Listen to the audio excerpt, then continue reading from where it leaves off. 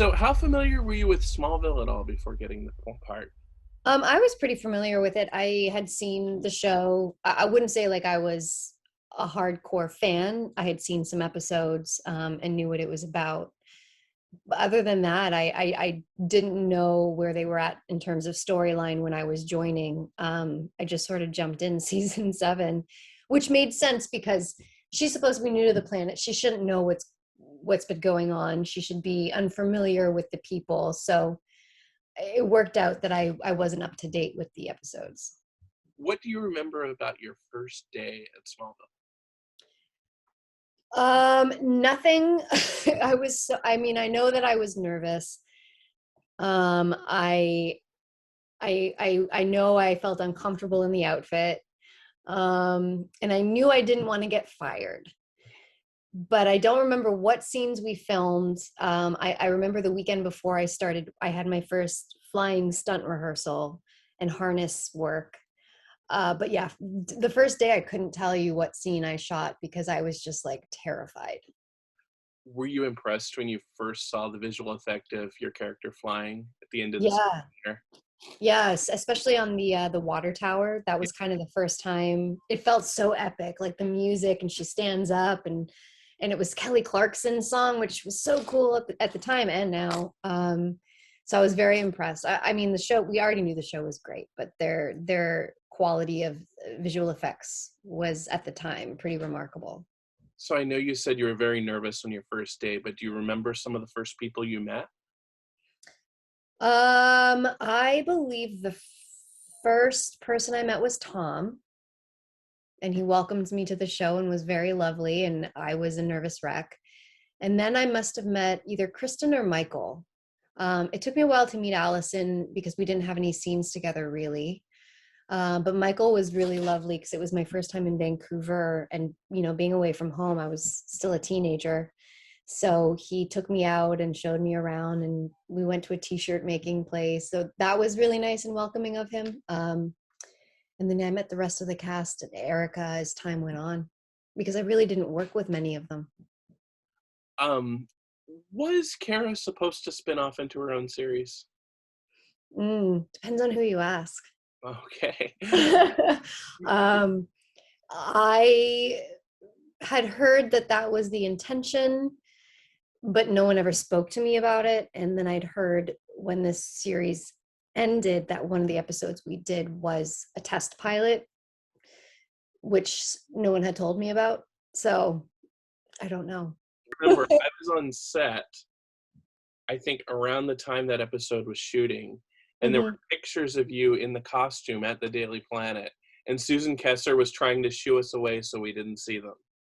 You were going to spoil it. Yeah, it's like, no, It was no. all very secretive. When you're on shows like that, it's you don't want to give anything away. I mean, that was my first taste of like paparazzi being on set at base camp. Like there were photos of me going into my trailer, and like they were all used to it. This show was such a hit that, and people still are really interested in the process of making it. But yeah, we would have people around the studio taking pictures, and they gave tours. Yeah.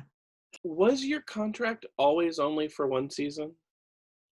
Um, Gosh, I don't know, because Michael keeps telling people I was a guest star. They keep saying, Michael, I did 4 seasons, Titles. or recurring or whatever. I'm like, I did 4 seasons. Um, I don't know if the original one, it must have been, realistically, they probably had a contract for one season just to feel me out. Um, and then it turned into 4 because they hopefully were happy they kept me around. And I think the chemistry with Tom and I was there. So yeah, I believe it was one season. Is there anything you wish Kara had been able to do? Could have been able to do. Yeah, like on the series, like a scene you would have liked to have had with Clark or with Martha or anybody. Oh, it would have been great to have one with Martha. um Did she and Martha ever meet? I don't think so. No. Yeah, Annette left at the end of season 6. I forgot. Yeah, that would have been wonderful. Some of the episodes I love the most, well, there was one called Fracture when she has memory loss. And so I had an opportunity to play a different side of her. And that was a lot of fun. So maybe more of that, less super heroics in episodes and more just character based drama would have been great. Also, I would have loved to have been at Clark's wedding. I wasn't there. Clark didn't even remember to bring his glasses to his wedding, so. And they Well, established it on the show, so, yeah. Lana weren't there either, so you're in good company. Yeah, I guess we were off doing something else, something more important. Did you think that Smallville would be something that you'd be talking about so many years later? No, I I didn't. I didn't. No, I obviously again knew how big the show was at the time, but you never think things will stand the test of time. But Smallville has, and people are still interested to today. And it's great. It gives us an opportunity to relive those moments. We tell stories on panels that I had completely forgotten. So yeah, it's lovely. We can still go meet the fans and have a chance to kind of talk about those stories we had 10 plus years ago, 20 for some. And it's, I'm grateful. I'm grateful to have played the first version of her on television. Did you see Tom Welling's appearance in the Crisis crossover, and had you wished that Kara could have shown up? I did not. I don't watch a lot of this genre. Okay. But I'd heard about it. I knew Erica did it with Tom. I believe they did it together. But no one approached me for it. So I was in the dark on that. I would have done it. Even the appearance on Supergirl was a lot of fun for me, just to play a villain and be in the same genre. Um, do you have any plans personally to revisit anything for the Smallville 20-year anniversary? To Like to watch revisit anything. anything like that? What do you mean? Well, like for example, the Blu-ray is about to come out. Are there Yeah. any episodes you might want to see again? Yeah, I hadn't thought about it. What I would love is for us all, the cast, to get together and do like a DVD commentary and watch them together and talk about shooting that scene and the antics and the interesting things that happened during that episode. It would be great to do commentary for it and watch it all together. Nice. Can you talk about the recent films that you've been doing and how you've gotten into producing and I believe directing too, right? Yes, sir. I don't know what year to start with. It's been so long since we've seen each other. Yeah. What do you have coming up, I guess, would be a question. Or do you have a recent film that you're really proud of? So what I have coming up, I just finished a thriller called Black Bags.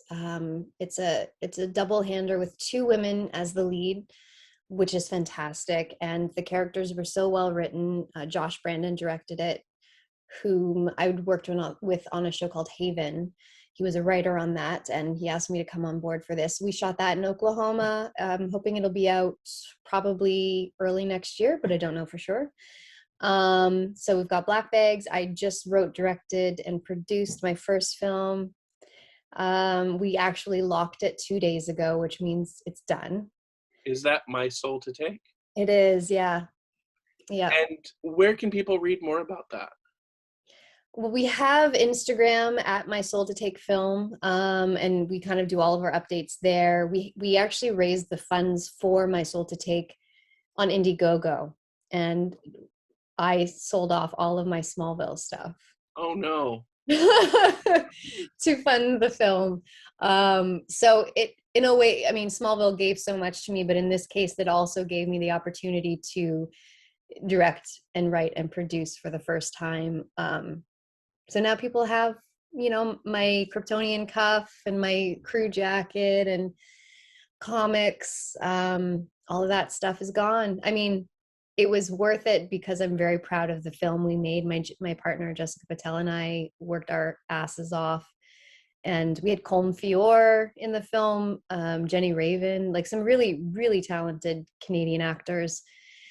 And I've been producing a lot since then, so still planning to be in front of the camera, but I'm enjoying being behind and having more of a control of my content. Well, can you talk about where people can find you on social media? Yes, on Instagram at Laura Vandervoort. Got my name back finally. I'm on Twitter, but not really. Vandykins22, and I just joined TikTok, but we don't need to talk about that. um, I see that you're doing some episodes of The Handmaid's Tale? I did during COVID.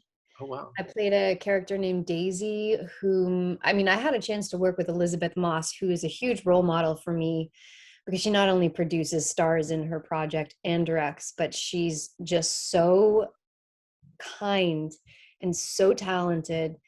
So to work with her was just like spectacular for me. She did not disappoint. The way she treats her crew, the way she treated me as someone she didn't know who was just popping in. It was a lot of fun. I played a character named Daisy who is a part of the revolt and helps kill a lot of the commanders in essentially a brothel. She's a Jezebel. So if you're a fan of the show, I don't want to give things away, but yeah. Nice. Is there any last thing you'd like to say to the fans who will be watching this or reading it? If We're reading. um, there's so much to say. Thank you for being not only fans of the series forever, but for continuing to support all of the actors and all of our endeavors and being so kind to us at conventions, online, and ultimately really propelling us into the other jobs that we've been doing. We couldn't have done any of our careers without you guys or without Smallville. And I'm eternally grateful. I feel old. It's 20 years, but I like joined season 7. So it's okay. And also thank you for growing with us. I know a lot of the people who started watching Smallville were practically the ages we were while shooting it, and they've grown up with us and continued on with us. So that's really rad. Thank you.